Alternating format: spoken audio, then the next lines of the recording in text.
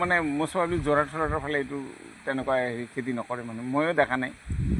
west বেংগলত প্ৰচুৰ পৰিমাণে খেতি কৰে এট প্ৰেজেণ্ট কিমান কেজি জানা 10 টকাৰ পৰা 15 টকা কেজি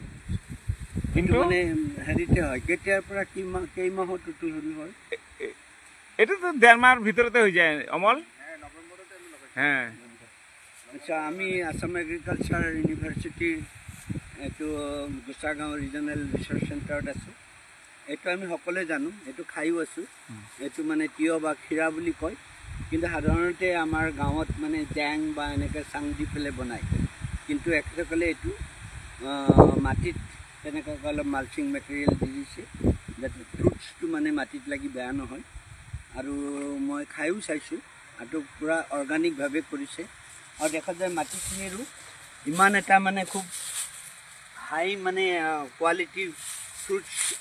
মানে মাটিও নহয় তাতে ভালকৈ লাগি আছে আৰু এইটো কোৱা হৈছে 10 পৰা 20 টকা পাৰ কেজি হয় আৰু ইয়াৰ